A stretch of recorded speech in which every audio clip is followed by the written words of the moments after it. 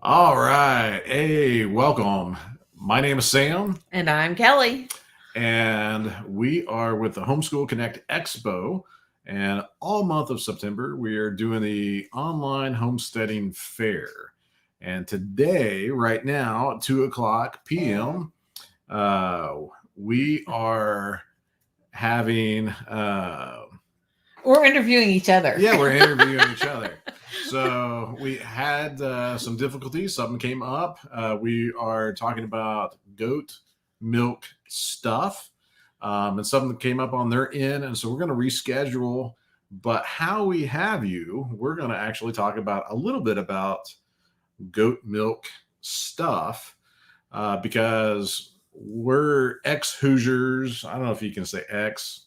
Once a Hoosier, always a Hoosier. Yeah. Yeah. No, we've driven by their billboards, and if you saw the product demonstration yesterday, I think it went up yesterday. Yeah. We were both we were both born and raised in Indiana, and on the main highway between where we live now and where we used to live and our parents still live, we would see their billboards, and we've seen them so many times that we've never stopped. And so we were really excited that they partnered with us for this event, so that we could not only learn more about them, share their products with you all in the giveaway, and hopefully we'll get a time where we can sit and chat with PJ. PJ is one of the owners of the company, and kind of hear her story, the whys and hows, and how it all got started. Anybody who is a business owner, there's always a story. There's always a story of how it started. And so I really want to know how they went from the sweet, loving little family of 8 to, hey, let's own some goats. Yeah. Hey, look at there. All right. PJ. Hi, how are you Hi. guys?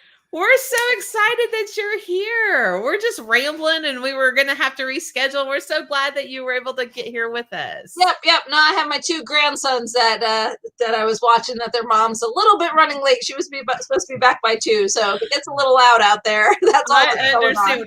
We have our grandson out in the family room. We told him, just watch some cartoons. We'll be out in a minute. Exactly. Hey, you know what? We're so excited that you're here.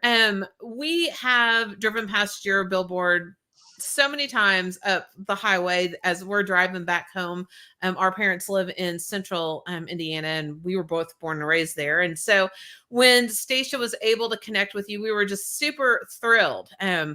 So one of the questions, I'm just going to kind of jump right in here. Sorry, I didn't mean to take over for you, but one of the questions that we were just talking about is that everybody who's a small business owner or a business owner of any kind, there's a story. And so my question to you is, how did you go from this loving, sweet family of 8 to, hey, let's own goats? So the goats became first before all the family was here. So I got them back in about 2005. And the reason was I wanted raw milk for my children.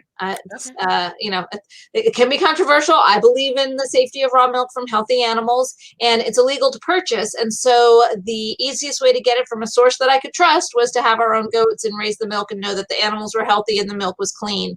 And so that was kind of how we got started with the goats. The fact that it was such a good way to teach the children work ethic and how to work hard, and the importance of being consistent with your chores was just kind of an added bonus. Yeah. Oh, we Sam and I just bought our first farm. We've gardened for years, and we decided after the kids were all grown, we're going to become farmers. And so, I love it. Yeah. So a year ago, almost to the day, we bought our first farm, and we've been talking about getting goats. And the one thing that he always says, it's such a funny statement, and I'm sure you'll think it's funny, is if you don't milk them every day, they'll explode. Now, is this a true statement? Well, they don't explode. They will actually start to leak, and that can lead to mastitis, in which case they get sick and whatnot. So it is important. Now, you can milk them just once a day. You don't have to milk them morning and evening. So that's another possibility that works real well for people. Some people do it just in the morning. Some people do it just in the evening, and you'll get less than a lot less milk. Obviously, it's a little less than half, probably about a third of what you would get milking them twice a day. But for family who just wants some milk regularly, that's usually a good option too. So your goats won't explode. All right. Yeah. There you go. Yeah. Now, why goats and not cows? So we actually had both. Okay. And there's a lot to be said for the right milk cow. We had a Jersey cow, but and I would never disparage cows, but there's a lot of reasons why I prefer goats. Number one, they're smaller. So when you have children, it's a lot safer, right? My cow was really sweet. Her name was Sunshine, but she would knock the children over. She would, accidentally step on them because they're just less aware of their bodies than goats are. Their manure is a lot grosser than goats. It's a big cow patty. Yeah. Those are nice little pebbles. So that's an issue. Transporting them is a whole lot easier. Medicating them if you need to is a whole lot easier. And breeding them. I didn't want to have to have a bull. I didn't have any way to transport a cow to go and get bred. And we really weren't, you can AI, but that's a whole nother level. Yeah. So it was a lot easier. Goats are just a lot easier. And on a milk basis, there's a lot of evidence that the milk is a lot more easily digestible for humans than cow milk. And so for a lot of people, like goat milk and cow milk have almost the same amount of lactose in them. But many people who are lactose intolerant with cow milk are able to drink goat milk because you can digest it so much more easily. They don't know for sure, but they think it just has to do with how much faster it passes through your system. That's why people can drink goat milk. Okay. Well, that makes sense. Yeah. All right. So then let's fast forward. I'm from what I'm reading, a couple of years, and then all of a sudden, hey, we're gonna make goat's milk. Soap, you mean? Or soap, yeah. We've been making goat's milk. Now we're making the soap. Yes. Right. Yeah. The goats were making the milk. We were just. Yeah. So what ended up happening was I had the children in the bathtub one day and I was just letting them splash around and play around. And I picked up the bottle of baby wash that I had always used. And I'd used this for years and years. And for whatever reason, for the first time, I looked at the ingredient list and I was just appalled. I couldn't believe I'd been doing all of this stuff to feed them healthy food. And then I was putting this garbage on their skin. And I said, that's it. I'm never using this again. I am going to learn how to make my own soap. And this was years and years ago. Now you can find recipes all over the place. But back then you really couldn't find any recipes. And what I was able to do is I found a recipe, an old soap making recipe that used water. And I thought, water, I've got goat milk. Why would I put water in when I've got all this good goat milk? And so I put the goat milk instead of the water. And when we put it in the shower and my husband started using it, his fingertips stopped cracking and splitting. And that was a problem he had for years and years. We had tried everything and it was just continuing to crack and split. And all we did was switch to using our goat milk soap and his fingertips stopped. So that was kind of like, okay, not only is it got really good ingredients, but it really makes a big difference on your skin as well. Yeah. Well, and we've been playing with some of them. I tell you what, my kitchen has never smelled so good. And I was telling him yesterday, like the stuff is just really good. I will tell you, personal note, my favorite, pomegranate lemonade. Love you like it. that one? Love it. Think it's the greatest thing. Awesome. But I have some questions for you. I brought in a few of the different ones that you have, and I kind of want to go over them because there are the lavenders and the lemongrass, all of them, they're just so wonderful, but they're lavender soap. But there are a couple that are unique here, and I really kind of want to talk about them. The first one is Bug Out. For anybody who hasn't seen the thing, they come in these cute little cotton bag packages. Yeah, they're just adorable. I love them. I've been playing with them. But the Bug Out, let's talk about that one for a minute. On our farm, we have mosquitoes. I think everybody deals with mosquitoes. So how do I use this to eliminate some of that, and how often do I need to use it? Just tell me a little bit about it.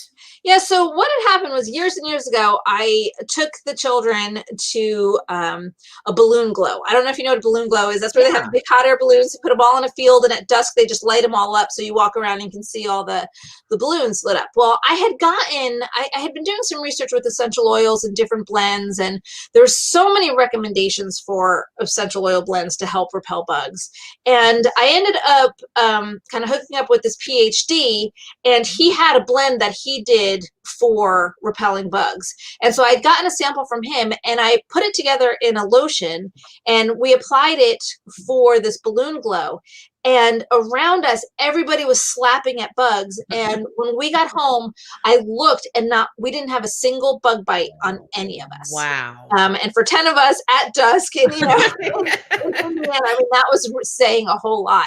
And so I was so impressed with that I started using it more. We eventually started selling it. But what we did was we put it in the soap.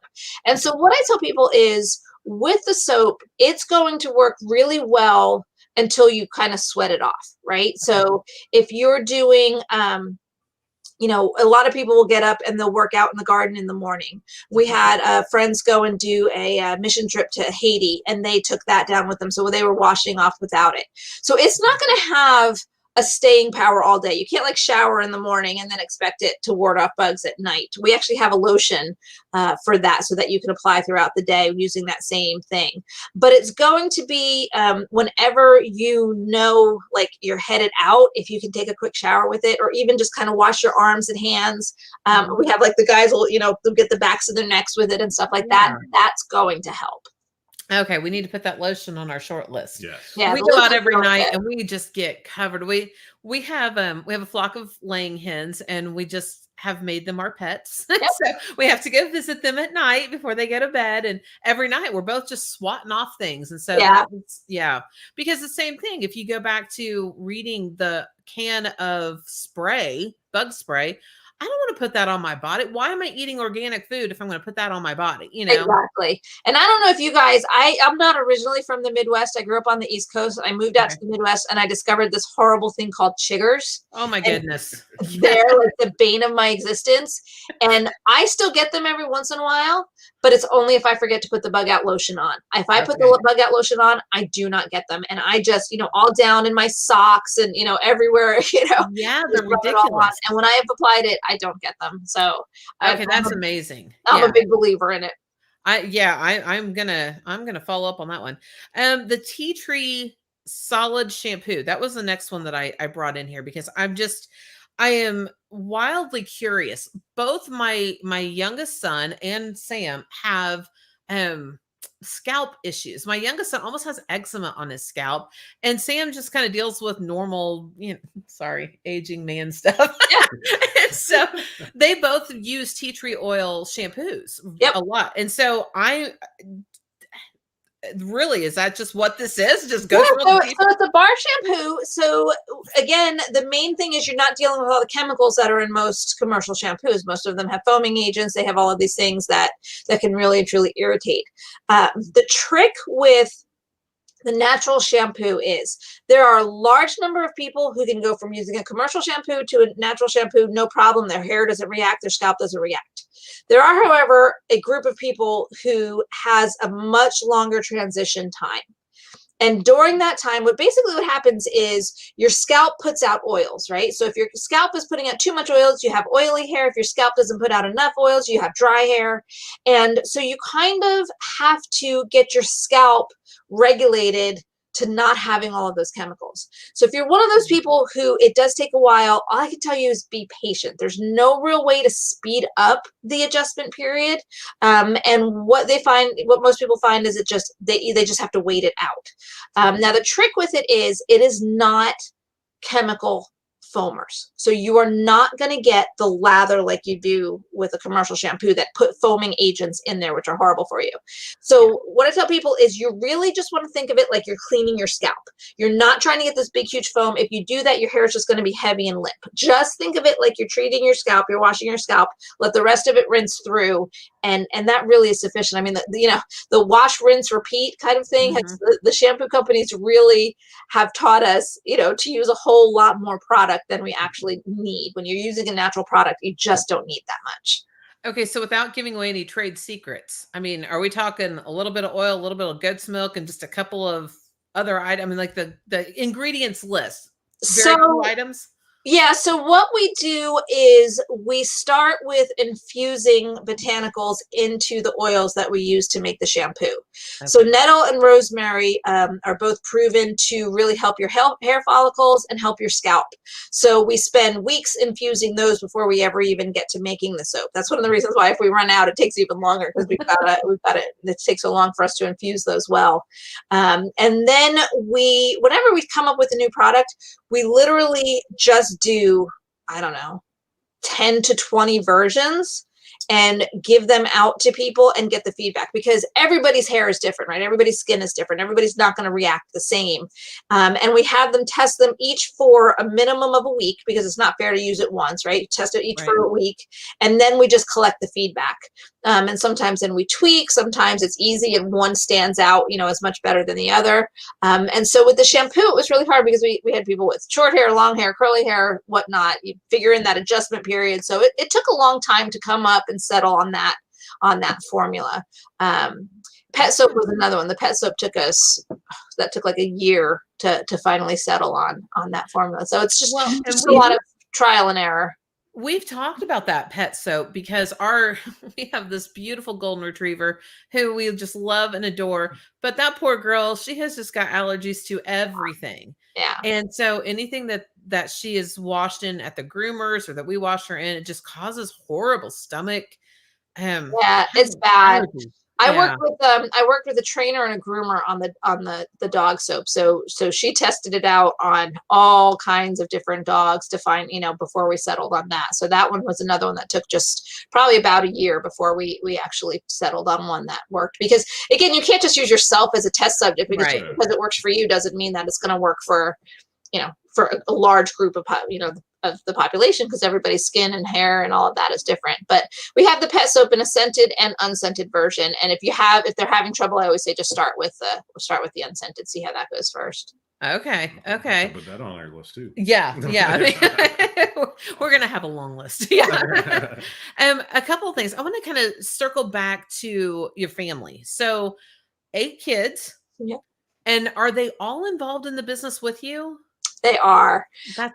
So we raised the kids where not only did they work in the business, but they were involved in the decision making of the business. And so obviously when they were little, we'd have family meetings and we'd take things to the boat, and the 1-year-old would look around and raise their hand if everybody else put their hand up. So it only had so much impact while that was going on.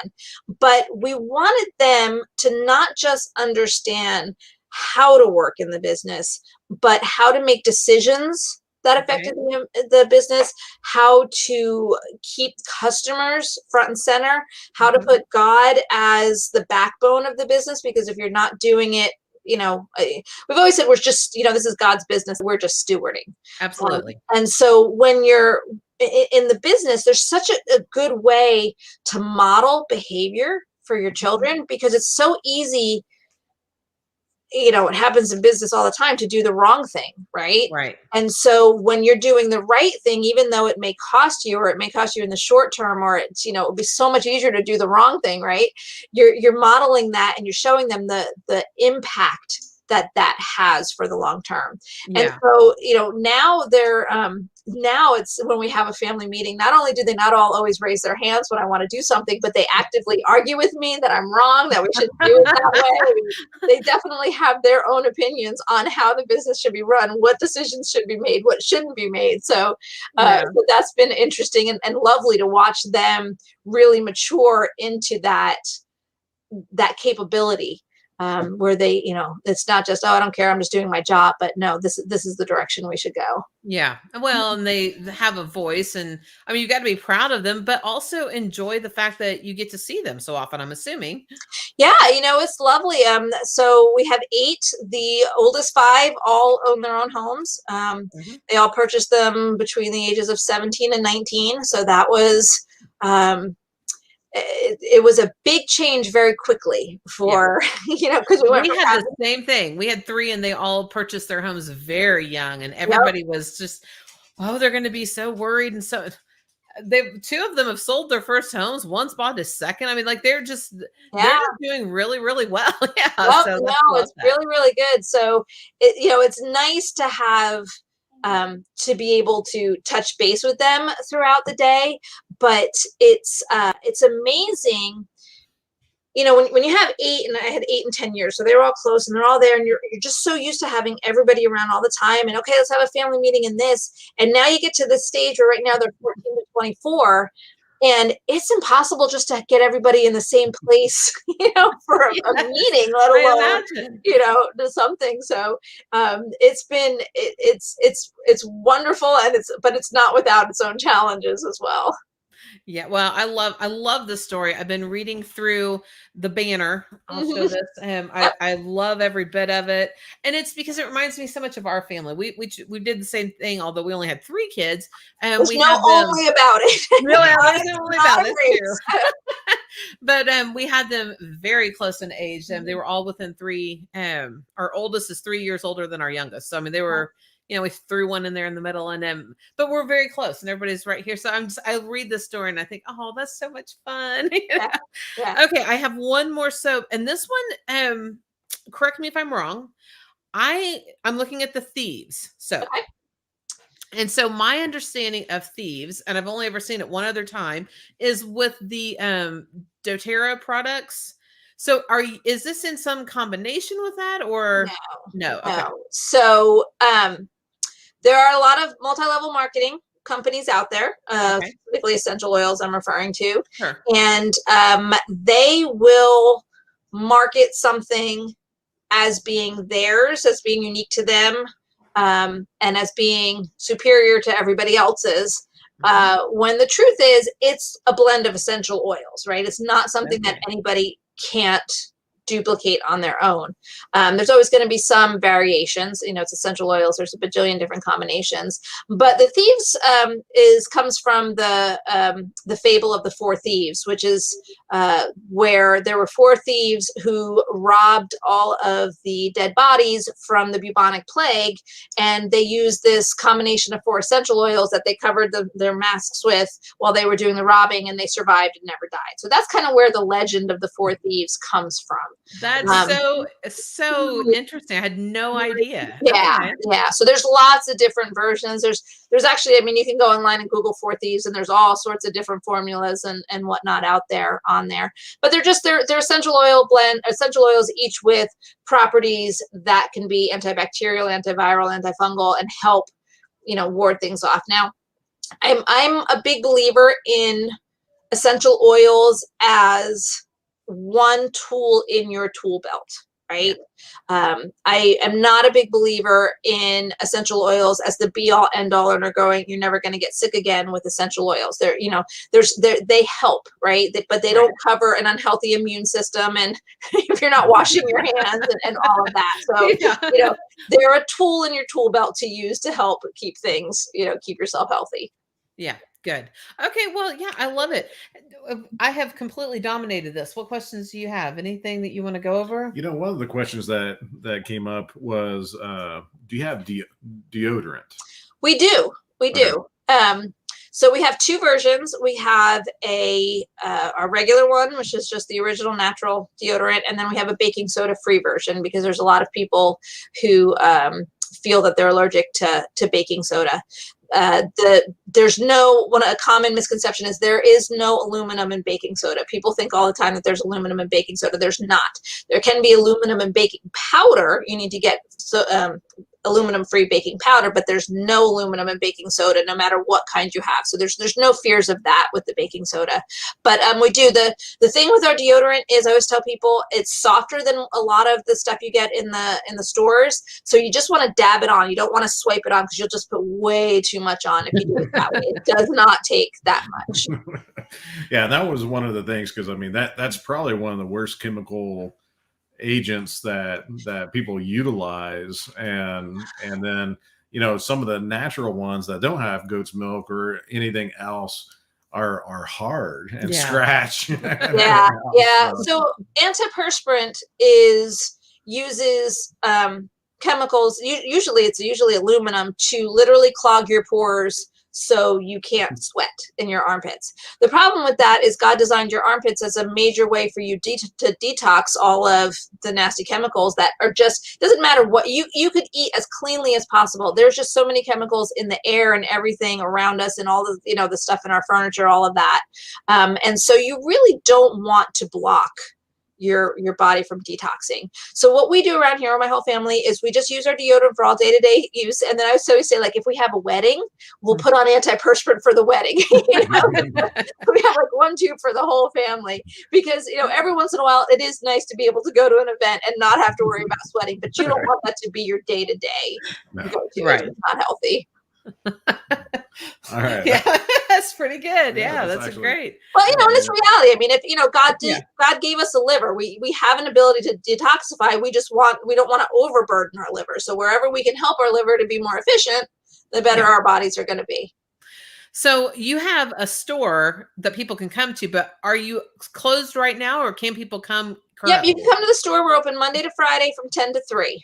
Okay. So we limited our hours because, like everybody else, we don't have enough employees, so our hours are limited from just Monday to Friday, 10 to 3. But yep, we're open. We've got some goats out front. You can see the goats. We do what's called a baby goat experience. You can schedule that. It's a private one where you go in and can play with the baby goats. So we're open that way. How many goats do you have on the farm right now? Well, so this is kind of sad. So before the pandemic, we had over 200 goats on the farm. And since the pandemic, we're down to probably around 50 or 60. Okay.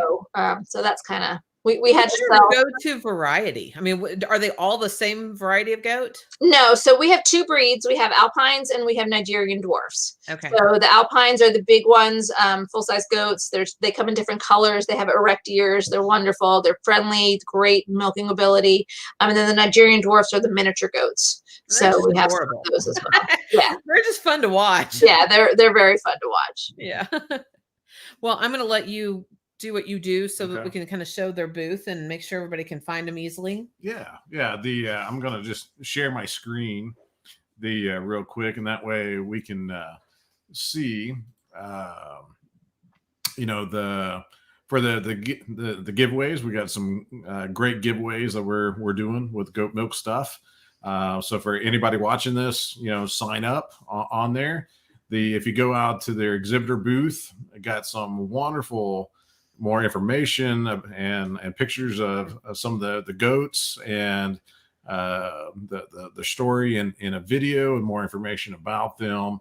All different kinds of really cool videos to highlight. And then on the top right, you just click on that and goes right out to their website. And it is a beautiful website, super easy to go through and then get to see all the different places you guys have been. This is pretty impressive. Yeah. It just, and then all the things that they have. And so we're going to be making a list. I know. I didn't even venture outside the soap. So easy to get lost in there. It's just a lot of fun when you go and you develop a new product. Like, are there new products coming? Who does that? So actually, this is one of those happy, sad things, but we're actually streamlining some of our products. And, with the pandemic, we're really focusing on what we do best, which is the goat milk soaps.